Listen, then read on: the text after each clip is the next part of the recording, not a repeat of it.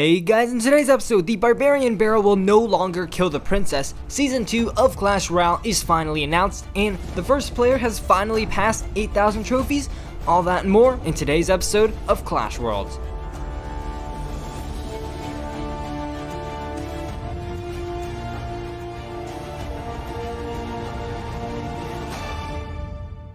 Hey guys, Legendaray here, and welcome back to another episode of Clash Worlds. In this weekly show, we take a look at the most recent announcements from the Clash Royale team, the hottest topics in CR eSports, as well as what's going on in the community. Then, we'll finish up the episode by breaking down the meta and featuring my off-meta deck of the week. If you're enjoying Clash Worlds, then please leave a like, subscribe, and hit that bell to get notified of every new video that comes out. Also, go check me out on Instagram and Twitter, links in the description. And with that out of the way, let's get right into the first section, New in the Arena. New in the Arena is where we find out about what the Supercell team has been up to this past week. First things first, Clash Royale Season 2 has officially been announced, and it's called Shipwrecked. Looks like after a month of the flood, we might have accidentally crashed that boat. So of course, we've got a brand new theme, a nice summer vibe on the beach. Now of course, I do like this new arena, but I still would have liked it if Supercell did make the arena feel a bit more grand. It is Legendary Arena after all. Now of course, this season also comes with a new emote as well as new tower skins, which you can see here. Personally, I really like this skin. Keep up the good work with the new emotes and towers. In addition, the new theme on the main screen also looks really nice, as well as the beach theme on the trophy road as well. Next up, we also have a new, I put in quotes, game mode, and it's called the Wall Breaker Dash, where wall breakers spawn on either side occasionally, kind of similar to how the Royal Hogs challenge went. I really did enjoy the Royal Hogs challenge, so hopefully this one will be just as fun. And next up, it's the start of August, and you know what that means, balance change time. This week we've got a super controversial one, so without further ado, let's get right into it. Magic Archer, damage plus 16%, hit speed from 1 to 1.1 seconds.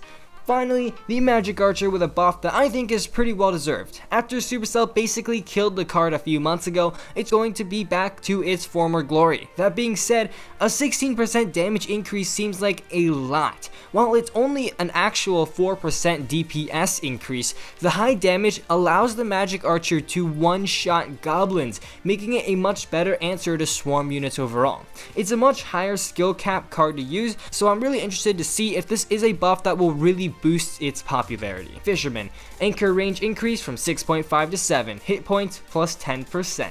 Again, this is another buff that pretty much was expected by the community. Fisherman did land very light, and pretty much no one was able to use it successfully. Now, with the anchor range increase, I mean, it's okay, but again, I would have preferred if the Clash team instead just made the anchor animation a bit faster. I mean, it's so slow, but I guess making him pull units from a pretty substantial distance is a good compromise. The big buff, however, is his HP buff. This 10% increase will actually allow him to survive a lightning spell. That is a pretty big change. That being said, I am a bit skeptical on whether this will boost his popularity, as I just don't see a spot for him in many decks. PEKKA. Hit points minus 9.5%.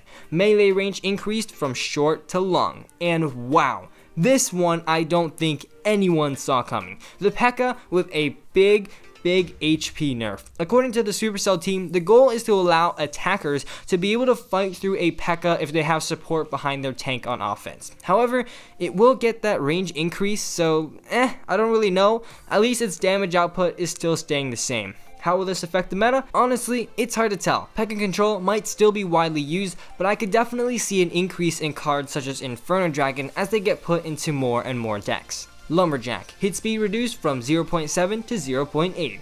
Finally, this menace is getting a deserved nerf as well. This card literally overshadowed the mini PEKKA, dealing about as much damage with the same number of hit points. And when it dies, it also gets a rage spell, which can get so much value, especially combined with, well, any push whatsoever. Golem, Royal Giant, Lava Hound, you name it, he's in it. This nerf will hopefully tone down the card a bit and make him a bit easier to deal with, while also pushing the mini PEKKA back into the light a little bit. Barbarian Barrel, damage minus 15%. Wow, now this is another one that I know will be super duper controversial. The Barbarian Barrel will no longer kill princesses, dark goblins, rascal girls, or even break the Dark Prince's shield. My god, that was a brutal nerf. and honestly, given how popular it was, it still might have been a bit much. But after all, who knows? Maybe that glass tank barbarian that spawns at the end will justify the card not being able to kill these units. Valkyrie bug fix, range from 1.9 to 1.2. So as you know, the Valkyrie was a big winner from the recent melee rework, having a massive swing range. However, it's actually discovered that that big range was a bug. So instead of the proper range of 1.2, the Valkyrie's range was actually 1.9 tiles for the past month, which is just absolutely crazy. This bug fix will change that range back, but it's also a big nerf to the Valkyrie as well. So definitely, I expect the Valkyrie's use rates to decrease a significant amount, as that decreased range makes it a lot less effective. So there we go, the balances for this August update. Let me know your thoughts on these balances, especially on the PEKKA and Barbarian Barrel nerfs, because those are the two biggies for this month. Next up, Clash Royale just recently released a new update on their app with some major bug fixes. The biggest one, the chest cube glitch. And good news, if you had bought the pass before August 1st, you should have been compensated 250 gems for the glitch. Props for Supercell to actually responding to this issue in a proper manner. Keep it up. Now that's going to do it for New in the Arena. It's time to check out the eSports update. The eSports update is a segment where we take a look at the new and rising pro players as well as recent eSports competitions. This week, we've seen the first player to finally hit 8,000 trophies on the ladder, and it's Igor, one of the best mortar players in the world. Huge congrats, man, that's actually crazy. In fact, he actually managed to get 2 accounts above 8,000 trophies. Congratulations. Now that we're caught up on the most recent eSports news, let's check out the rising rumors.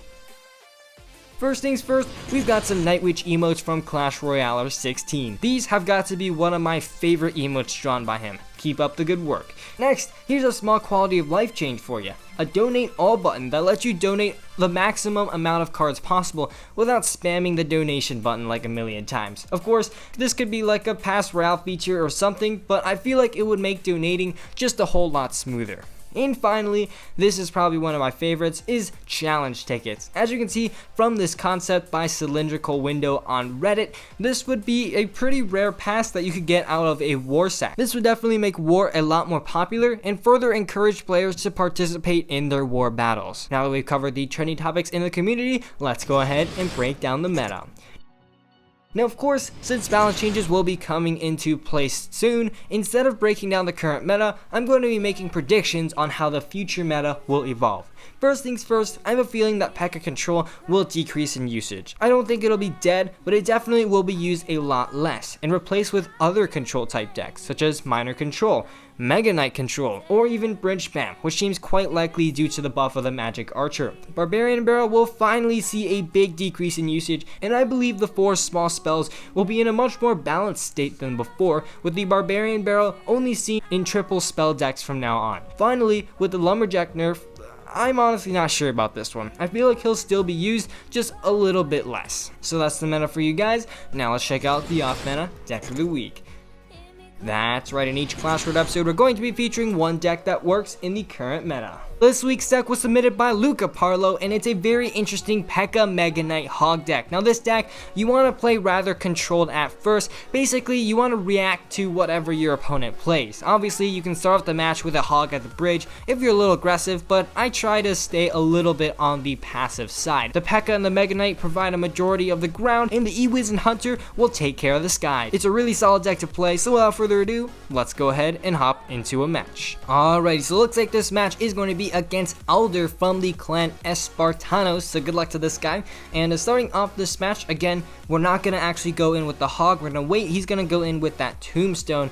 I'm pretty sure this Hog can bypass it. I don't really play Hog, so I'm not quite sure, and looks like it is. Oh wow, he does actually NATO the Hog to the Tombstone, which I don't know if that was the move. He probably could have just activated King's Tower right there. And here, ooh, okay, he's actually going to go in with some Royal Hog, so we're just gonna go ahead and And let's see this giant snowball into that other side. Not the cleanest defense by any means, but yeah, as you can see, he's gonna actually use an Ice Wizard and a Baby Dragon to DPS down that Mega Knight. So really well played on his part, and we're gonna have to be very careful. But that Mega Knight does jump over the log and get onto the tower for a couple of hits. I absolutely love it when the Mega Knight does that. Here, let's actually go in with a Hunter right there. The reason I'm gonna play it at the bridge is so I can go ahead and push it with the Hog.